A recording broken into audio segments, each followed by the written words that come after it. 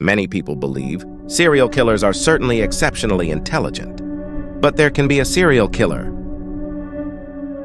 who was very slow in intelligence. They usually need someone smarter, a stronger accomplice, to cover up their crimes. Yet in the northwest of Germany, there was a cannibal serial killer who was an extreme example. Although he had an intellectual delay, he still killed 14 people, and for nearly 21 years, he evaded police investigations. For the police, they thought the opponent was a brilliant mind, but the truth shocked everyone. So what kind of brutal killings did he commit, and how he avoided arrest?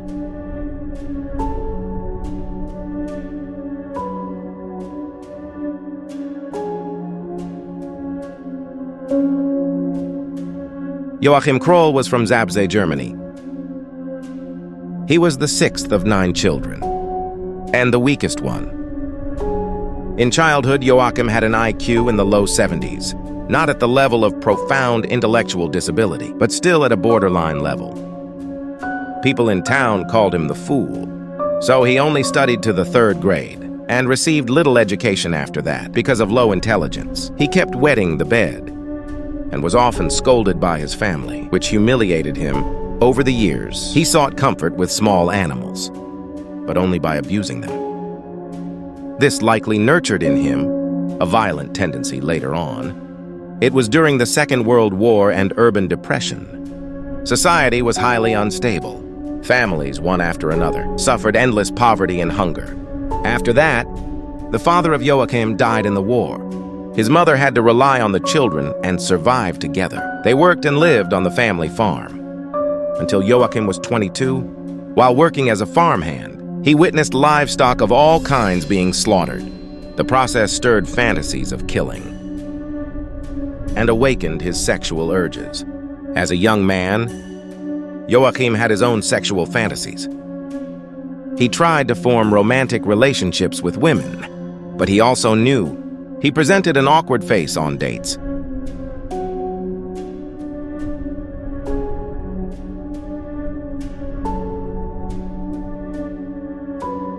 His clumsiness and slowness also appeared in sex, so success was unlikely.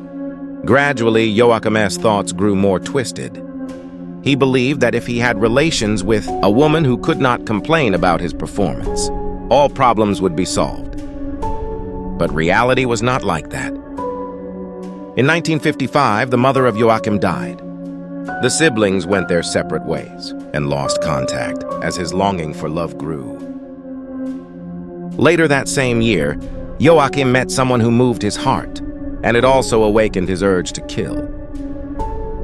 On February 8, 1955, Joachim went to the village of Volstede. On the way, he saw a 19-year-old girl named Amanda. She had beautiful blonde hair. She looked striking. Joachim fell for her at first sight. He tried with clumsy words to invite her to walk in the woods. The naive Amanda did not refuse and agreed gladly. Yet just over 100 meters off the road, Joachim tried to kiss her. Amanda firmly refused.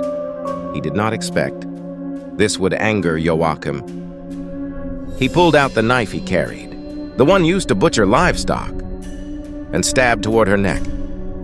He then committed sexual assault. In the end, he used the slaughter method to cut open Amanda's abdomen. 5 days later, Amanda's body was found in a barn. The scene was horrific. Similarly, on June 16, 1959, Joachim targeted a 24-year-old named Clara. Joachim did not know what to do, so he grabbed Clara's arm. She resisted constantly, so he struck her head hard. Even then, Joachim did not stop. He tried to remove Clara's clothes. They struggled and rolled to the roadside. During the fight, he strangled Clara. The next day, a group of boys rode out on bicycles and found a body on the Rhine. Police then, using witness statements, determined the last time. Clara was seen was in a small tavern. A mechanic named Heinrich Ott could not provide an alibi and was detained. Only 6 months later was he proven innocent. But the real killer was still at large. On July 26, 1959, 16-year-old Manuela Knott was found dead in the bushes of Essen City Park. She was completely nude. She had been raped and was strangled to death. Strangely, there were no cuts or wounds in the genital area, but flesh from the buttocks and thighs had been removed all along. Joachim's killing never stopped, but his actions did not match his IQ. A fool in others' eyes. How could he evade so many murders so easily? He knew to choose different types of victims and to vary the crime locations. He even went to different towns to seek victims. Once he found a target, he would first frighten the victim. After a confrontation, he would quickly strangle the victim, then remove their clothes, and during the rape, he would masturbate near the body. Once back home from the scene, he used rubber dolls for gratification. In this process, Joachim often gripped the doll's neck. Sometimes he dismembered bodies and cut them up, and stored the flesh for later consumption.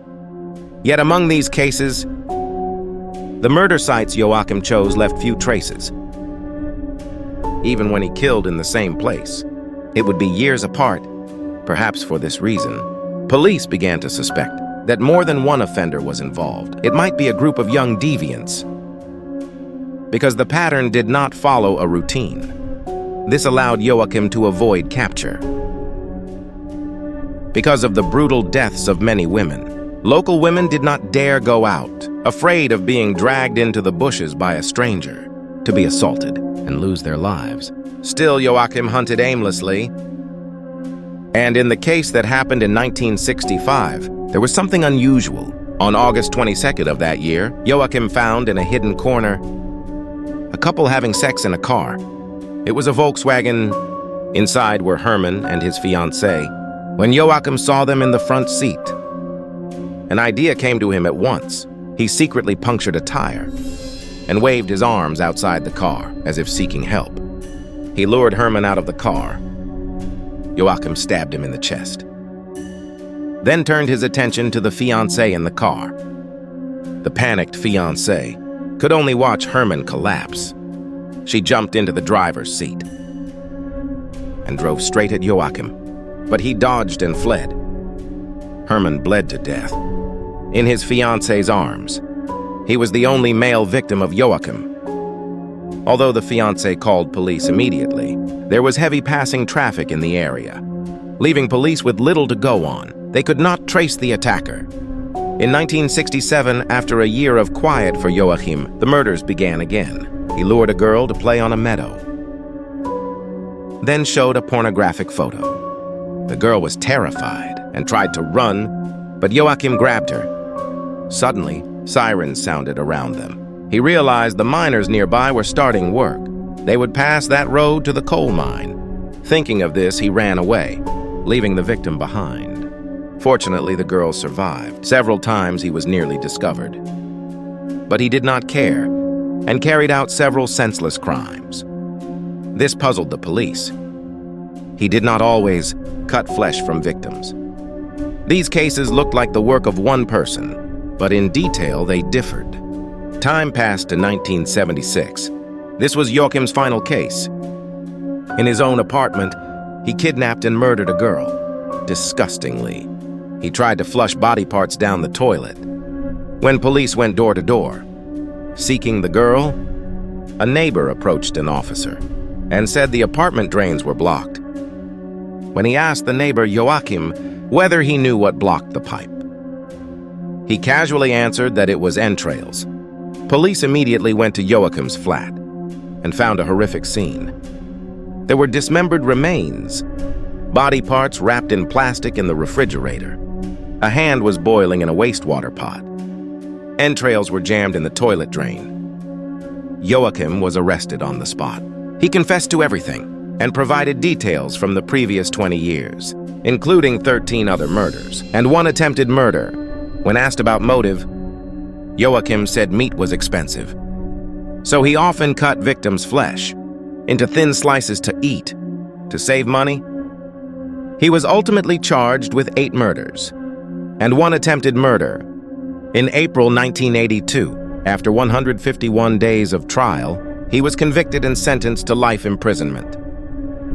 Some psychologists believe, judging by the method of choosing victims of Joachim, his IQ seemed far higher than the 70s. He seemed to have learned from other serial killers' experience to go to different towns to find his victims. Although most victims were women, he did not like other killers. Stick to one age group or type.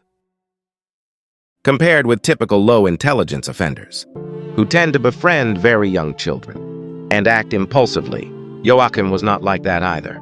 He was not unable to recall things, or speak in incomplete sentences, or answer questions. Yet in prison, Joachim even thought he only needed a simple operation to cure his urge to kill. And then he could be released. So regarding his intelligence and his inner thoughts, what they truly were, no one could know. When a child with cognitive deficits grows up under cruel conditions, suffering verbal, physical, and psychological abuse, they may become pathologically twisted, as with Joachim. If asked whether his later actions really had nothing to do with his intellect, that is impossible. But a child like this, if given good education and care from early on, do you think he would still become such a monster?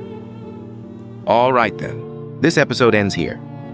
What are your views on the case of Joachim? You can leave a comment below if you think the video was decent.